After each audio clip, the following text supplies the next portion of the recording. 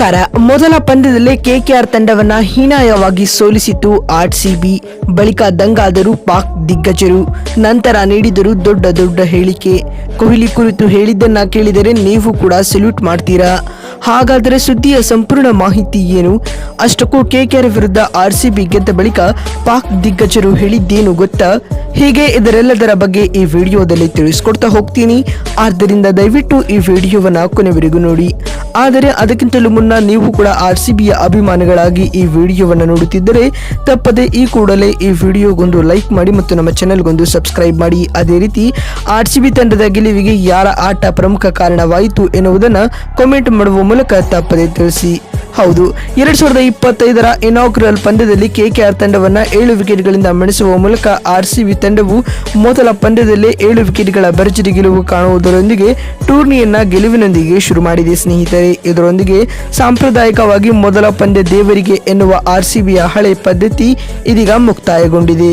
ಕಲ್ಕತ್ತಾದ Eden gardens ಅಂಗಳದಲ್ಲಿ ನಡೆದ ಈ ಒಂದು ಪಂದ್ಯದಲ್ಲಿ ಟಾಸ್ ಸೋತು ಮೊದಲು ಬ್ಯಾಟಿಂಗ್ ಮಾಡಿದ ಕಲ್ಕತ್ತಾ ತಂಡ ನಿಗದಿತ 20 ಓವರ್ಗಳಲ್ಲಿ 8 ವಿಕೆಟ್ ಕಳೆದುಕೊಂಡು 174 ರನ್ ಕಲೆ ಹಾಕಿತು. ತಂಡದ ಪರ ನಾಯಕ ಅಜಿಂಕ್ಯ ರಹಾನೆ 56 ಮತ್ತು ಸುನಿಲ್ ನಾರಾಯಣ್ 44 ರನ್ ಬಾರಿಸಿ ಗರಿಷ್ಠ ಸ್ಕೋರರ್ ಎನಿಸಿಕೊಂಡರು. ಇತ್ತ ಕೃನಾಲ್ ಪಾಂಡ್ಯ ಮತ್ತು ಜೋಸ್ ಹೆಜಲ್ವುಡ್ ಕ್ರಮವಾಗಿ 3 ಮತ್ತು 2 ವಿಕೆಟ್ ಪಡೆದುಕೊಂಡರು.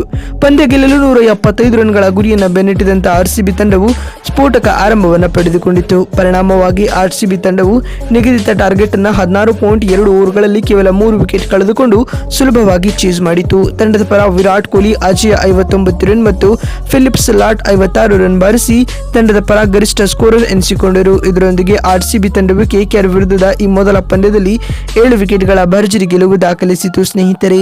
ಇನ್ನು ಇದೀಗ ಇತ್ತ ಆರ್ಸಿಬಿ ತಂಡ ಗೆದ್ದ ಬಳಿಕ ಮಾತನಾಡಿದ ಪಾಕ್ನ ದಿಗ್ಗಜ ಆಟಗಾರರಾದ ಶೋಯಬ್ ಅಖ್ತರ್ ಅವರು ಈ ರೀತಿಯಾಗಿ ಹೇಳಿದ್ದಾರೆ. ಕಳೆದ ಬಾರಿಯ ಚಾಂಪಿಯನ್ ಆದಂತಹ ಕಲ್ಕತ್ತಾ ತಂಡವನ್ನ ಅವರದೇ ತವರಿನಲ್ಲಿ ಸೋಲಿಸುವುದು ಸುಲಭದ ಕೆಲಸವಲ್ಲ. ಆದರೆ ಈ ಆರ್ಸಿಬಿ ತಂಡ ಇದನ್ನ ಮಾಡಿ ತೋರಿಸಿದೆ. ಇನ್ನು ಇವರನ್ನ ತಡೆಯಲು ಸಾಧ್ಯವಿಲ್ಲ. ಇವರ ಬ್ಯಾಟಿಂಗ್ ಲೈನಪ್ ಯಾವಾಗಲೂ ಅಪಾಯಕಾರಿಯಾಗಿರುತ್ತದೆ ಮತ್ತು ಈ ಸೀಸನ್ನಲ್ಲಿ ಇವರ ಬೌಲಿಂಗ್ ಕೂಡ ಉತ್ತಮವಾಗಿದೆ ಮತ್ತು ಈ ಪಂದ್ಯದಲ್ಲಿ ಕೆಕೆಆರ್ ತಂಡಕ್ಕೆ ಕಮ್ ಬ್ಯಾಕ್ ಮಾಡಲು ಆರ್ಸಿಬಿ ಬಿಟ್ಟು ಕೊಡಿರಲಿಲ್ಲ. ಕೆಕೆಆರ್ ಚಾಂಪಿಯನ್ ತಂಡ ಅಂತ ಅನಿಸಲೇ ಇಲ್ಲ ಎಂದು ಶೋಯಬ್ ಅಖ್ತರ್ ಹೇಳಿದ್ದಾರೆ. ಇನ್ನು ಇದಾದ ಬಳಿಕ ಮಾತನಾಡಿದ ಪಾಕ್ನ ಇನ್ನೋರ್ವ ದಿಗ್ಗಜ ಆಟಗಾರರಾದ ವಾಸಿಂ ಅಕ್ರಮ್ ಈ ರೀತಿಯಾಗಿ ಹೇಳಿದ್ದಾರೆ. ಮೊದಲನೆಯದಾಗಿ ಆರ್ಸಿಬಿ ತಂಡಕ್ಕೆ ಅಭಿನಂದನೆಗಳು, ಏಕೆಂದರೆ ಅವರ ಈ ಏಕಪಕ್ಷೀಯ ಗೆಲುವಿಗಾಗಿ. ಆರ್ಸಿಬಿ ತಂಡದ ಈ ಗೆಲುವಿನಿಂದಾಗಿ ನಾನು ವೈಯಕ್ತಿಕವಾಗಿ ಸಂತೋಷಗೊಂಡಿದ್ದೇನೆ. ವಿರಾಟ್ ಕೊಹ್ಲಿ ಮತ್ತು ಫಿಲ್ ಸ್ಲಾಟ್ ಇಂದಿನ ಪಂದ್ಯದಲ್ಲಿ ಸ್ಫೋಟಕ ಆಟವನ್ನು ಆಡಿದ್ದಾರೆ. ಇಂದಿನ ಆಟವು 2016ರ ಕೊಹ್ಲಿಯನ್ನ ನೆನೆಸಿತು ಎಂದು ಹೇಳುವ ಮೂಲಕ ಕೊಹ್ಲಿ ಕುರಿತು ಸೆಲ್ಯೂಟ್ ಮೂಡುವ ಹೇಳಿಕೆಯನ್ನ ವಾಸಿಂ ಅಕ್ರಮ್ ನೀಡಿದ್ದಾರೆ.